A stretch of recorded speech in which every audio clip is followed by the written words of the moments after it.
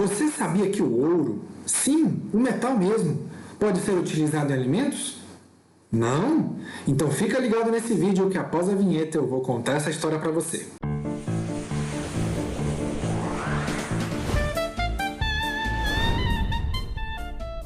Pode parecer estranho, mas o ouro é consumido desde os povos da antiguidade, há aproximadamente 2000 anos antes de Cristo. O seu consumo era focado principalmente nos povos viventes nas diferentes regiões, tanto da China quanto do Egito. Sempre atrelado às cerimônias religiosas, como uma espécie de favores aos deuses, acreditava-se que, agradando esses deuses, as colheitas seriam ótimas ao longo do ano, evitando assim a fome que assolava o mundo na época. Agora, trazendo um pouco para a nossa modernidade, o uso do ouro é retratado historicamente lá no século XV, no finalzinho da Idade Média. Ele era utilizado como forma de mostrar respeito pelas altas classes da sociedade a seus governantes e também era utilizado como decoração em alimentos. Nos banquetes reais, era de costume utilizar-se o ouro para o revestimento de frutas e peixes, por exemplo. Lembrando que naquela época existia uma busca incessante por ouro e prata, principalmente na guerra entre os daneses, saxões e bretões, na região norte da Europa, o que hoje compreende ali o Reino Unido, a Irlanda e a Dinamarca.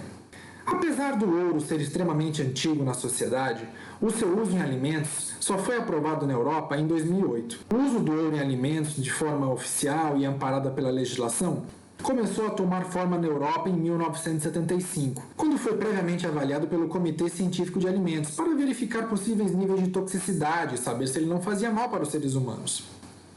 Contudo, na época, não era possível ter um banco de dados robusto que pudesse indicar um perigo à saúde humana.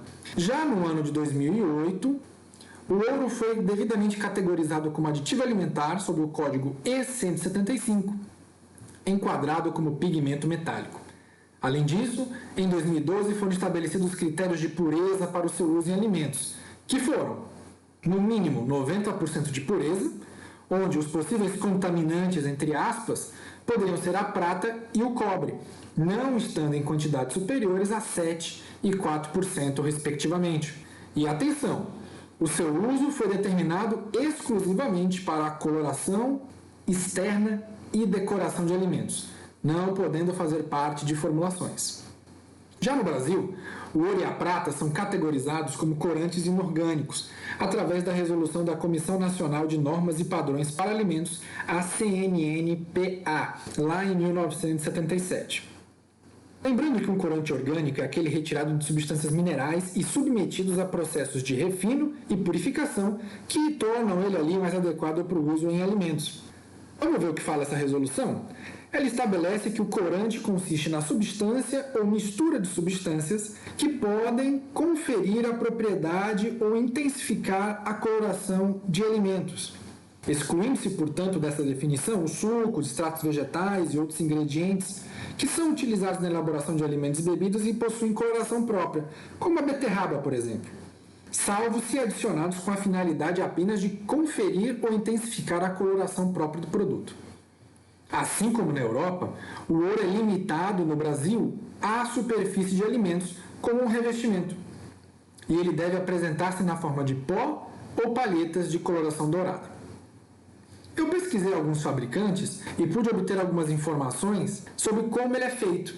E o processo para a produção desse tipo de ouro é realizado por eletrodeposição.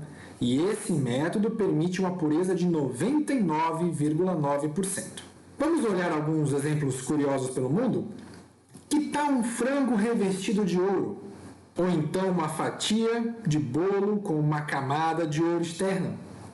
Prefere sushi? Então leve uma cobertura de ouro para você saborear. Mas se você é fã de doces, o que acharia de consumir esse donut servido em Nova York? Ou este sorvete no Japão? Você também pode consumir maçãs revestidas de ouro e prata, ou então ter as algas do sushi banhadas em ouro. Mas vamos falar especificamente do donut. De autoria do chefe filipino Bijon de la Cruz, hoje com 35 anos, o donut de ouro foi a mais nova excentricidade da culinária de Nova York no ano de 2016. O donut é vendido aproximadamente por $100, hoje quase R$600, e a unidade é adicionada de folhas de ouro em sua superfície. A joia comestível foi introduzida na carta de sobremesas do restaurante Manila Social Club, no bairro do Brooklyn. Essa excentricidade é vendida somente às sextas-feiras e pode ser comprada diretamente no restaurante ou pedido em casa. Esse donut aí que vocês estão vendo, ele tem ouro de 24 quilates e esgota toda semana. O doce ainda leva glacê de champanhe, um recheio cremoso de gelatina de espumante e inhame roxo, além de ser coberto com ouro. E aí, você experimentaria uma iguaria riquíssima como essa? Agora que você já sabe como o ouro pode ser utilizado em alimentos, você pode estar se perguntando: mas será que consumir o ouro é seguro? Faz mal? Posso ter algum tipo de problema de saúde em decorrência do seu consumo prolongado? Bom, vou trazer aqui algumas informações científicas do que se tem até agora. O ouro é regulamentado na Europa como quantum satis. Em outras palavras, o quanto é necessário ou o quanto quiser. Ou seja, totalmente liberado, mas existe aí algumas restrições. Conforme dito anteriormente, é aprovado para o uso em revestimentos externos de produtos de confeitaria, decoração de chocolates e licores. Entretanto, as autoridades europeias lançaram uma chamada pública para que cientistas e pesquisadores enviassem estudos sobre o consumo do ouro e possíveis implicações à saúde, através de testes em laboratório e modelos em vivo, ou seja, testando em animais e seres humanos. Após esse pedido, poucos resultados concretos foram enviados, infelizmente. As informações sobre a quantidade de ouro que está presente em alimentos foi estimada em aproximadamente 1% do peso total do produto, já que ele é utilizado somente como revestimento, o que caracteriza uma baixa exposição ao ser humano. Pesquisei também outros estudos mencionados nesse documento promovido pela agência europeia e encontrei estudos que foram realizados em seres humanos de diferentes idades, e eles chegaram à seguinte conclusão. Para as crianças, a exposição média diária é de 0,25 microgramas de ouro por quilo de ser humano. Para os adultos, um pouco mais elevado, 0,45 microgramas de ouro por quilo de adulto ao dia. E para os idosos, o mesmo para as crianças. Diversos outros estudos foram realizados evidenciando a ausência de danos genéticos, mostrando que o ouro não é tóxico, não interfere na reprodução humana, não é promotor de tumores carcinogênicos, ou seja, não causa câncer, nem causa danos à imunidade.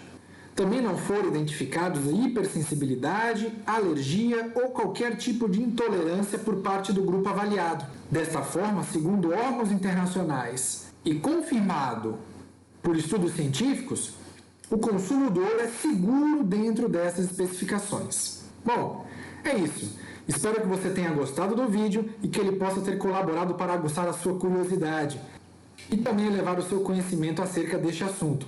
Se você gostou, deixe o seu like, compartilhe esse vídeo para evitar a disseminação de fake news ou também mandar para aquela pessoa que irá gostar desse assunto. Obrigado por ter assistido até aqui e até a próxima!